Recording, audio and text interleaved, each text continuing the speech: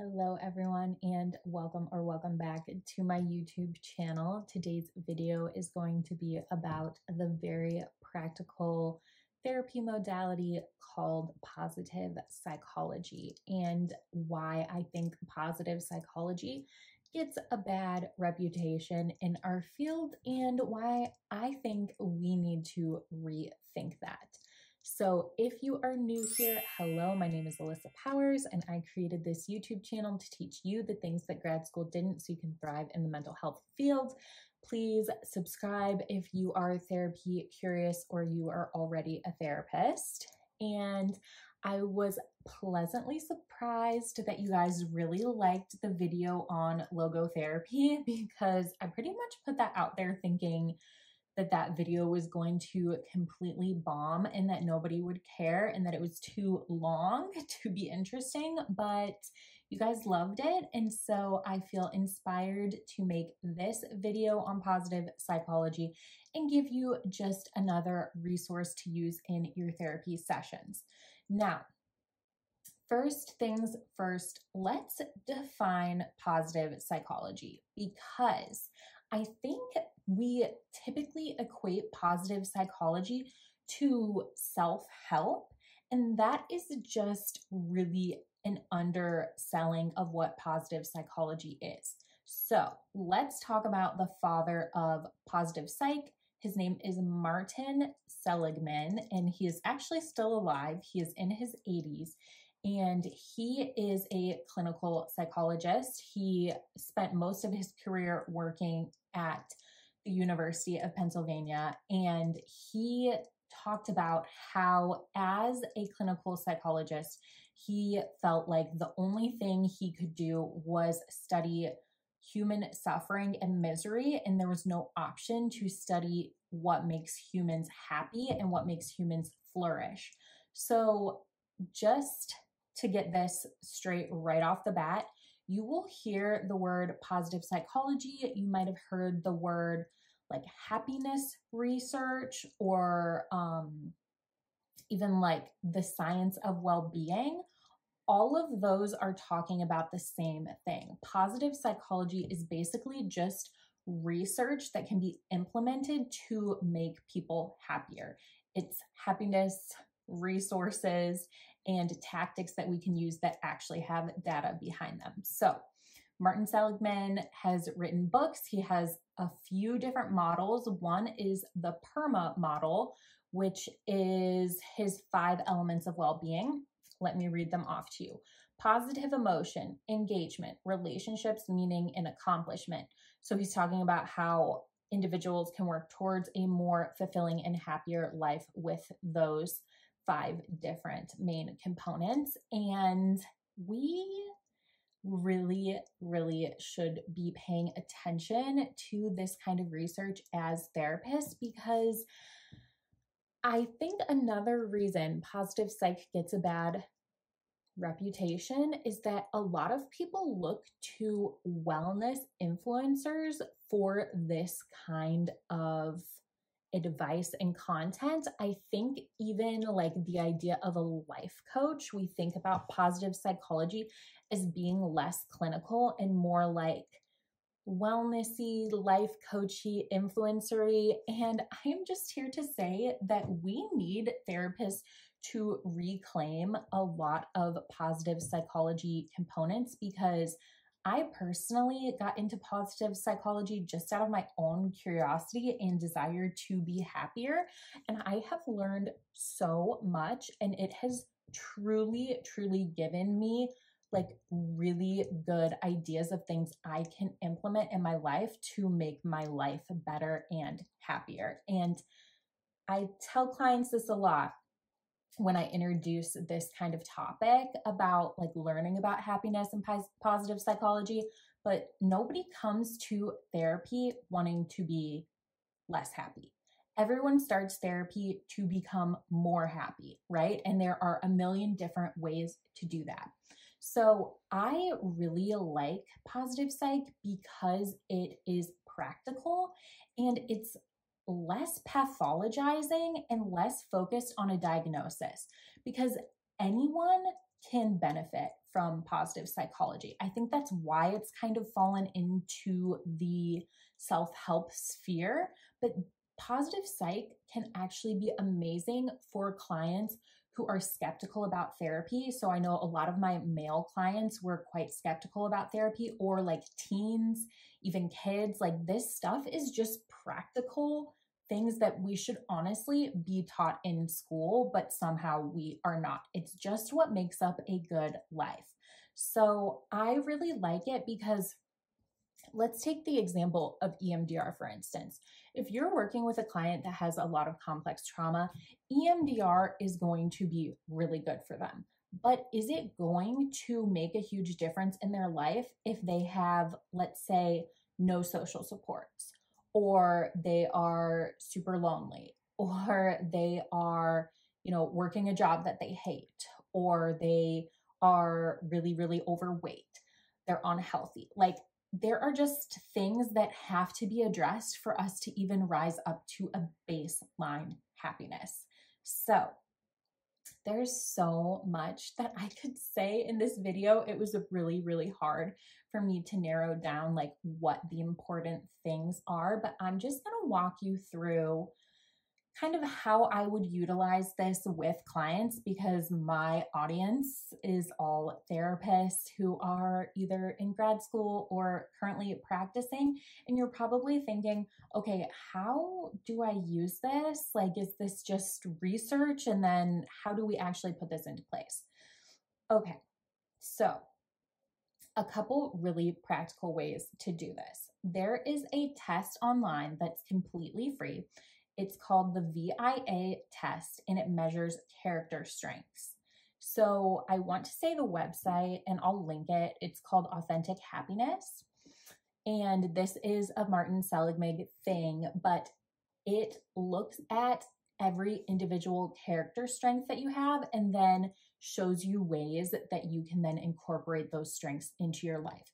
So I know, for instance, one of mine is gratitude, and I want to say another one of mine is like love of nature. And those are two things that the more I incorporate them into my life, the happier I am.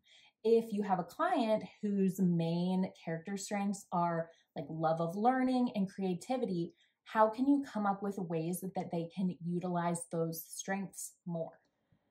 The next researcher I want to shout out is Sonja Lyubomirsky. She is someone who has written wonderful research and has an amazing book called The How of Happiness that I will also link in the description box. But another concept I love to talk about with clients in terms of happiness, because a lot of times we think like, okay, some people are just really happy, some people are depressed, and like how much of this is under our control anyways. And you will have clients that really are like taking on a victim mindset of like, okay, well, everyone in my family has depression, so like there's no point in me being happy. But Sonja found that she has a model called happiness pie, and they have done studies on identical twins that have the same genetics. This is so interesting. This actually, I want to say, took place in Twinsburg, Ohio, which is not far from where I live. And they have like a twin parade convention. I don't know what the word is for it. Meetup, where tons of twins travel in and like meet other twins. And they conducted this research based off of identical twins that have the exact same genetics, and found that our happiness is made up of 50% genetics. So that is already chosen for us. We have no control over that. 40% intentional activities. So that's like the things you can control and do. And then 10% life circumstances, which are obviously often outside of our control. So that's what makes up the pie. And we want to focus on, with clients, that 40%, because if you see clients over focusing on genetics, there's nothing they can do about their genetics. And there's often nothing you can do about life circumstances. Sometimes, of course, things can change, but it might be slow moving. But you can control your intentional activities. So let me just name off a few things, and these all have research behind them. I'm not going to get into every little nitty-gritty detail, but Things like helping others, showing gratitude, savoring things, mindfulness, being in nature, movement, having time affluence, not feeling rushed, doing things you love with other people, strong social connections. Basically, all of these things that we all deep down probably know are good for us, we need to actually be serious about pursuing them. Because if you talk to clients about, like, say it's someone who's really depressed and they're spending a lot of time on social media, which kind of lies to us and tells us like, oh, it's social connection, that would be a great time to do some psychoeducation on the research surrounding like what kind of social connection we actually need. Research shows that even just having a small conversation with a barista can do as much for your well-being as having a deep conversation with a friend. But we do not at all like to do that. There are research studies that show that being extroverted makes us happier than being introverted. Not to say that you can choose that, but even just like forcing yourself to connect with people is really, really good. So I absolutely love reading this research, and there are tons and tons of books on happiness. I have read most of them, and the two that have stuck out to me that I always go back to and just like really, really loved are The How of Happiness by Sonia Ludomirsky, and then Happier Hour by Cassie Holmes. That one is really focused more so on like time poverty, time affluence, how we spend our time. It is more recent, I want to say, than Sonia's book. It is so good. And there are some other big names in the happiness world. Dr. Laurie Santos has a wonderful podcast called The Happiness Lab, and I really like that. I have taken her course on Coursera. She is a professor at Yale, and the course is completely free. I can link that below. I think that that is like one of the best resources out there. She also has released it all on YouTube. I'm subscribed to her YouTube channel, so I see what's being put out there, and it's just clips from her training on Coursera. So if you don't want to like make a Coursera account, just look it up on YouTube and find the topics that interest you. It is so worthwhile, not only for clients, but for yourself, because this is just practical stuff that is easy to implement. And I just love that, like, you don't need to have a specific diagnosis to do any of this, but you know that like you are going to be able to contribute towards that 40% that clients can actually control. And for people who are struggling with anxiety, depression, PTSD, any sort of like overwhelming diagnosis like that, control is really good, right? We want to give them things that make them feel like they have autonomy and can make small, meaningful changes to life. I am a huge strengths-focused counselor. And another thing I wanted to not forget to say is positive psychology is really more so a type of psychology. It is not a modality within itself. We would probably put it under like the humanistic modality that looks at human flourishing, but it is just a subset of humanistic, and really humanistic modality is kind of a catch-all for a lot of things, but it can really also lend well to things like CBT, where you are looking at cognitive distortions that you have about how you're living your life, and you can really like use some of this research to play devil's advocate to those thoughts. So say a client is saying how they would be so much happier if they made double the amount of income that they're making. Well, there's research that shows that after a certain level of income, our happiness only increases like in incremental, tiny little amounts. So it used to be like $75,000 a year. After that, you were pretty much leveled out, even if you went from that to like making $250,000. There's not going to be that much of a gap in happiness. It's probably changed in the past few years what the numbers are because cost of living and all of that. But that's just a little example, not to like say you need to shut down what your client is saying. Their feelings are valid, but like looking at the actual research can be really empowering, especially for clients that like data and numbers and are a little more analytical and maybe have a harder time tapping in to feelings. This is a great thing to try and implement with them. So it goes well with CBT, and also it kind of lends well into just the ideas of evolutionary psychology, which would say that like we have evolved to be anxious and depressed and have all of these different mental illnesses because that is what has kept us alive.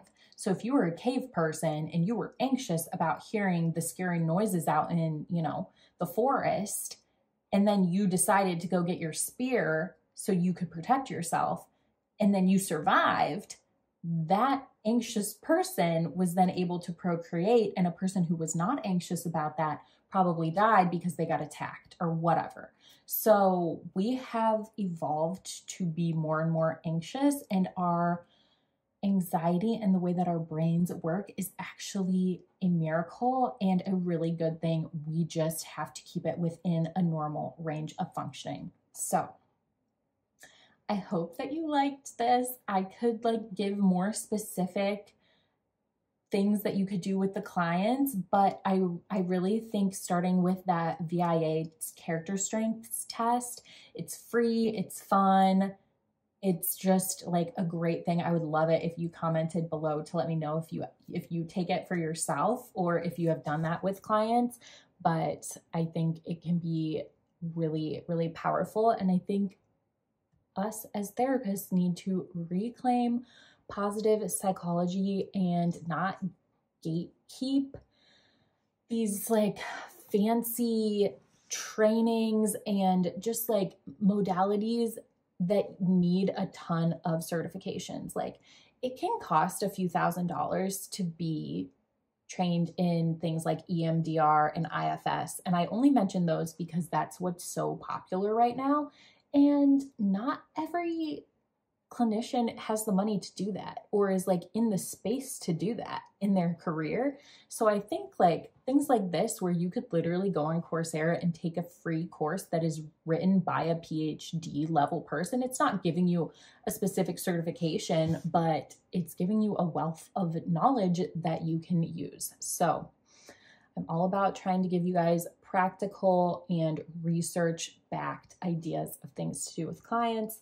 Let me know if you want to hear more about happiness research and positive psychology. This is like my bread and butter. I have had this on my list of video ideas seriously since I started my YouTube channel. I just didn't think anyone would care.